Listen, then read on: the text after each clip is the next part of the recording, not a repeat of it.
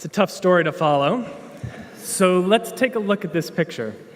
It's gorgeous. It's Great Bay, one of the most significant estuaries in the country. It's an environmental treasure and an economic engine. I get to see part of this ecosystem every day as I look out my office window at the mighty Piscataqua River. As a senior program officer at the foundation, I get to work with some of New Hampshire's most generous residents, helping connect them to effective nonprofit organizations. Many of these folks are concerned about Great Bay, and with good reason. The estuary was declared impaired by the EPA in 2009. A number of organizations were working very hard on this complex issue, and donors wanted to help. They also wanted to understand how best to do so.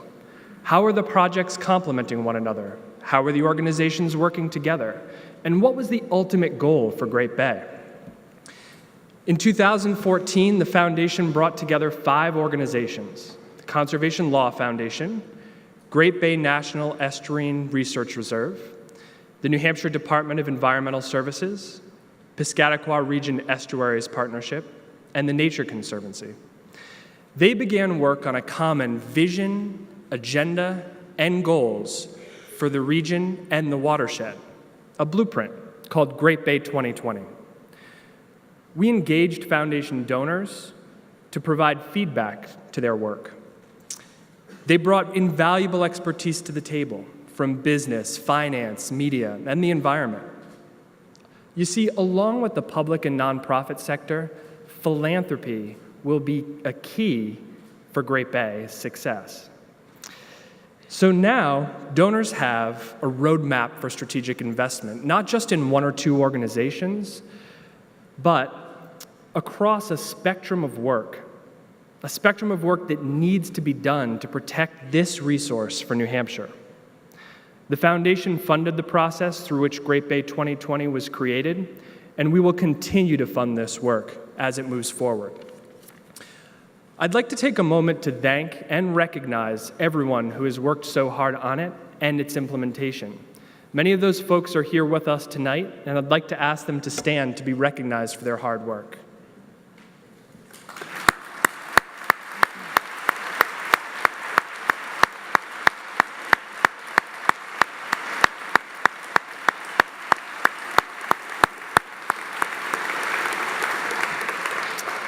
Thank you for all of your efforts. Now, here to tell you more about Great Bay 2020 is Mark Zankel, Executive Director of the Nature Conservancy in New Hampshire.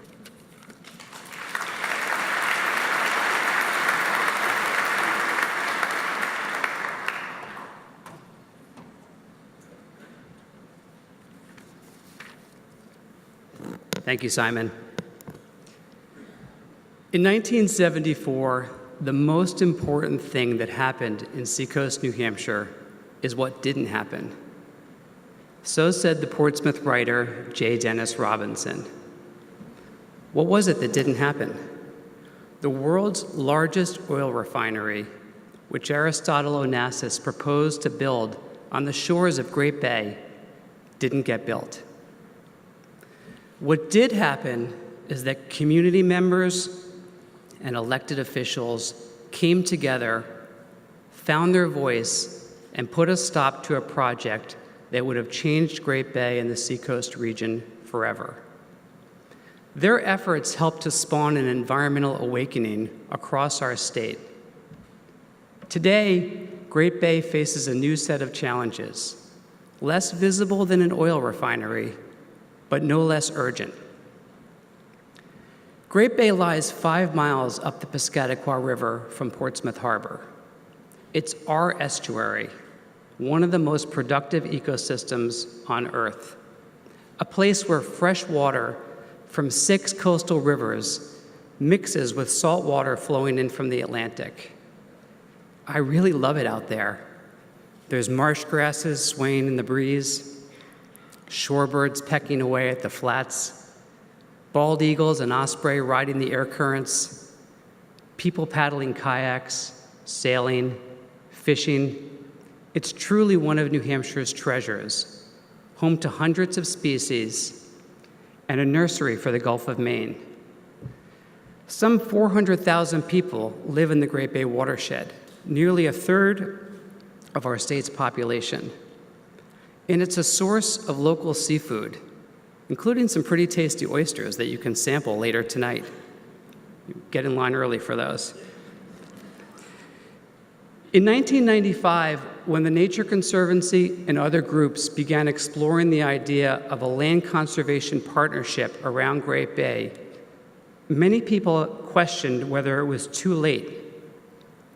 20 years later, with a successful partnership and 6,000 acres protected, we know the answer: no, it wasn't too late. Today, the estuary is again calling us to action. But today's challenges come from not one, but many sources.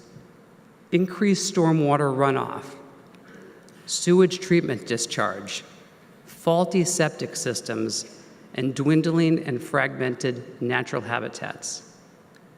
The impacts are profound. Before 1970, there were nearly 1,000 acres of oyster reefs in Great Bay, with the capacity to filter all of the water in the bay every 4 days. More than 90% of those reefs have since been lost. And communities are facing multi-million-dollar expenses to upgrade their water infrastructure. But, past experience gives me great hope, because we know that when community members, businesses, nonprofits, and decision makers come together with a common purpose, we can solve pervasive and complex environmental problems. Inspired by successful efforts and prompted by our friends at the Charitable Foundation, a group of organizations and agencies has come together to develop Great Bay 2020. It's a blueprint for action to save this estuary and its watershed. Here's what we're committed to accomplishing. The water in the bay and its rivers will be cleaner. A growing network of strategic forests and farms and wetlands will be protected. We'll have returned dozens of acres of oyster reef back to the bay. Decision makers will have better access to critical data on the health of the watershed and the impact of our investments. And more people, more communities, more schools, and more businesses will have embraced a culture of stewardship for the watershed. I'd really like to thank the New Hampshire Charitable Foundation for catalyzing the development of Great Bay 2020 and for giving me the opportunity to speak with you tonight.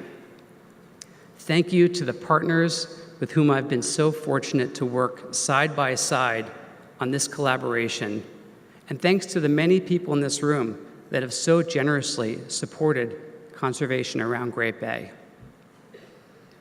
Today, as in 1974 and 1995, Great Bay needs us. With Great Bay 2020, we've come together to amplify our impact, to truly turn the tide for this resource that benefits our entire state. The good news is we know how to do this work. We can win.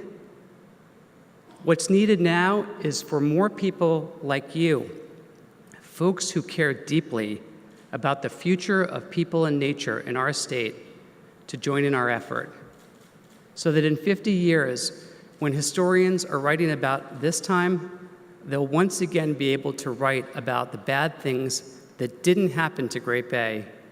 Because of what did happen, we came together to safeguard this precious resource for the future. Thank you very much.